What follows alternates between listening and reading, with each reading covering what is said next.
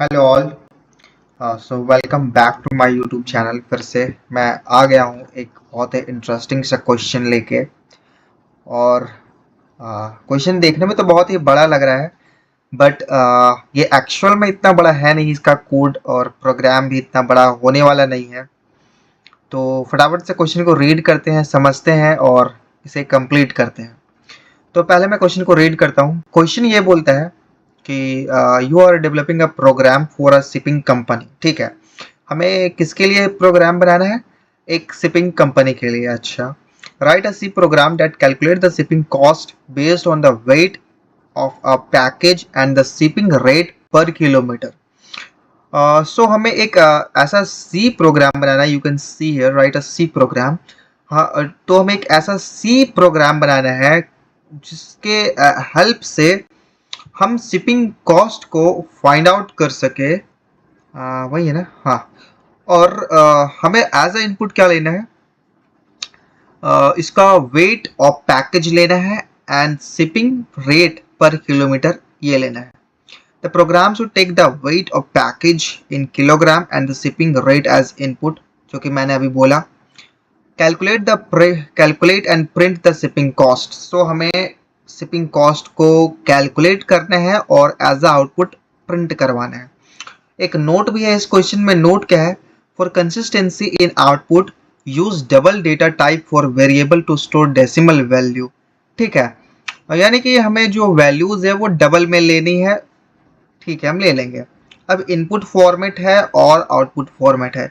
Input format में क्या है कि फर्स्ट लाइन जो है हमारा होना चाहिए weight of package in kilogram as a double value. ठीक है, वो तो नोट में इसने ऑलरेडी बोल दिया था कि कंसिस्टेंसी के लिए हमें वैल्यूज को डबल में लेना है। मतलब कि ठीक है, हमारा फर्स्ट लाइन ये होने वाला है कि जो पैकेज है उसका वेट किलोग्राम में होना चाहिए एज अ डबल वैल्यू। जो हमारा सेकेंड लाइन होगा वो है the shipping rate per kilometre as double value. Second line में हमारा शिपिंग रेट होगा पर किलोमीटर का, वो भी डबल वैल्यू में होगा। तो ये था हमारा इनपुट फॉर्मेट। अब आ जाओ आउटपुट फॉर्मेट में क्या होगा? The shipping cost as double value up to 2 decimal points. यानी कि आउटपुट फॉर्मेट में जस्ट शिपिंग कॉस्ट रखना है। डेसिमल वैल्यूज सिर्फ 2 डिजिट्स तक होनी चाहिए, वो इसने बोला है। सैंपल इनपुट भी है और आउटपुट भी है, यू कैन सी हियर। तो ये है सैंपल इनपुट, ये है आउटपुट। फिर से एक नोट है। नोट में है use the following template code to write the solution code and complete the code as per the comment. अच्छा, ये हमें ना एक टेम्पलेट देख के रखा है। इस टेम्पलेट के अकॉर्डिंग हमें जो है अपना प्रोग्राम बनाना है, अपना कोड बनाना है। तो इस टेम्पलेट को कॉपी पेस्ट कर लेते हैं। ये हो गया कॉपी। चलो अब आ जाओ अपने replit.com में और यहाँ हम लोग कर लेंगे इसे पेस्ट। तो ये हमें टेम्पलेट दिया हुआ था क्वेश्चन में, इसे कंप्लीट करना है। ठीक है, तो सबसे पहले ना देखो include studio.h उसने देख कर रखा है, यानी कि हेडर फाइल वो पहले से देख कर रखा है। हेडर फाइल क्या है? मैंने कई बार बोला, अगर हेडर फाइल ना हो तो ये कोड रन ही नहीं होगा, कंपाइल ही नहीं होगा। It is kind of your parents, it is like your father. ठीक है, मतलब इसके बिना कुछ नहीं होने वाला। ठीक है, तो ये ऐसा है। तो ये हेडर फाइल ऑलरेडी टेम्पलेट में दे के रखा है। अच्छा, मेन फंक्शन भी टेम्पलेट में पहले से दे के रखा है। ठीक है, चलो जो पहला कमेंट कहता है इनिशियलाइज द रिक्वायर्ड वेरिएबल। तो हमें जो इनपुट फॉर्मेट था वो क्या था? दो चीजें थी और डबल में थी, तो हम डिफाइन करते हैं यहाँ डबल में। पहला जो आएगा वो आएगा अपना वेट। तो मैं वेट को सिर्फ डब्ल्यू लिखूंगा। ठीक है, ठीक है, पूरा वेट लिख देता हूँ, क्यों कंफ्यूज होना। ठीक है, और दूसरा जो था हमारा वो था रेट। अच्छा, रेट क्या था? वो था रेट पर किलोमीटर का था। ठीक है, एक पैकेज का पर किलोमीटर रेट कितना था वो था। तो यहाँ एग्जैक्टली सिर्फ रेट लिखना, सिर्फ वेट लिखना ये गलत होगा। यहाँ पे लिखना चाहिए वेट ऑफ पैकेज और लिखना चाहिए rate per kilometre of a package. तो मैं शॉर्टकट में इतना ही लिख रहा हूँ। If you want you can write, मतलब तुम चाहो तो पूरा तुम लिख लो, मैं इतना ही लिख रहा हूँ। ठीक है, चलो सेकेंड जो कमेंट है वो क्या बोलते हैं? ये जो ग्रीन कलर का दिख रहा है ना टेम्पलेट में, इसे कमेंट बोलते हैं। मतलब कि ये चीजें कंपाइलर में कंपाइल तो नहीं होती, बट हाँ इसका यूज केस तुम देख सकते हो। जैसे इसने फर्स्ट में बोला क्या, इनिशियलाइज रिक्वायर्ड वेरिएबल, तो मैंने इनिशलाइज कर दिया। सेकेंड में बोल रहा रेड इनपुट है ना, wait of package in kilogram and shipping rate. तो मतलब ये क्या है ना कि ये कमेंट है, इसके हेल्प से हमें पता चल रहा है कि मैंने यहाँ कहाँ पे किस चीज़ का कोड लिखा है, क्यों लिखा है। तो ये हालांकि कंपाइल नहीं होती, कोड में इसका कोई कुछ मतलब नहीं है, बट ये ऐसे ही बस होता है एज अ रैंडम टेक्स्ट। ये इंग्लिश में होता है, प्रोग्रामिंग से इसका कोई खास लेना देना है नहीं। ठीक है। अच्छा, सेकंड में क्या बोल रहा है, रीड इनपुट। तो रीड इनपुट हम लोग कैसे करते हैं, स्कैनएफ के हेल्प से करते हैं। ठीक है। स्कैनएफ में हम लोग क्या लेंगे, परसेंटेज एलएफ लेंगे। क्यों लेंगे परसेंटेज एलएफ, क्योंकि वैल्यूज जो है वो हमारी टेबल में है। ठीक है। क्या क्या लेना है हमें, वेट लेना है और रेट लेना है। ठीक है, ये हो गया। अच्छा, अब देखो थर्ड कमेंट क्या कहता है, calculate the shipping cost. Shipping cost को कैलकुलेट करना है। ठीक है, फिर से यहाँ पे हम डबल में इसे डिफाइन करेंगे अपना कॉस्ट। ये क्या होगा, कॉस्ट जो होगा वो होगा अपना वेट इनटू रेट।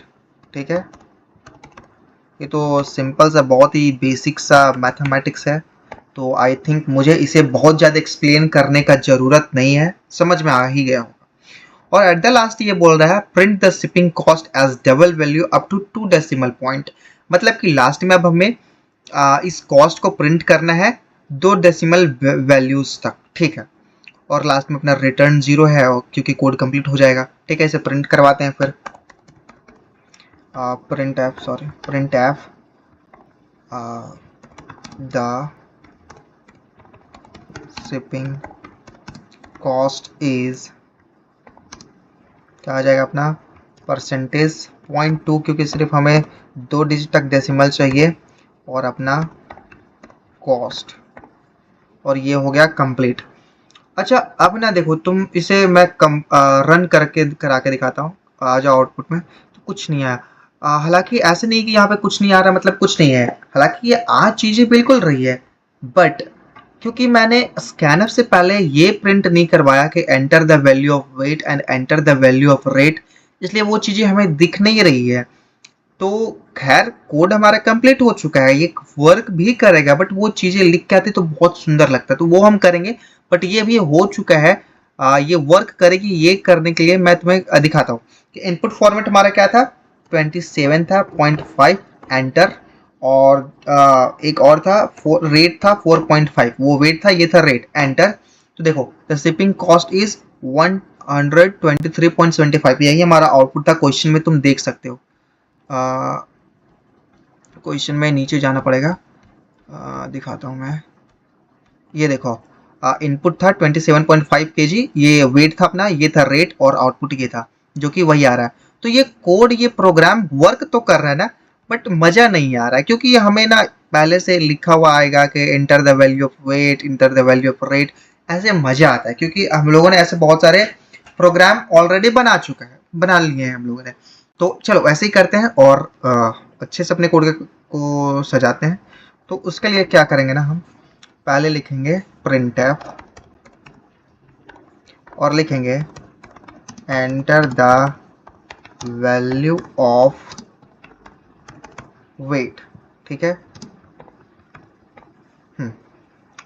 ये कहाँ से आ गया, हटाओ इसे। और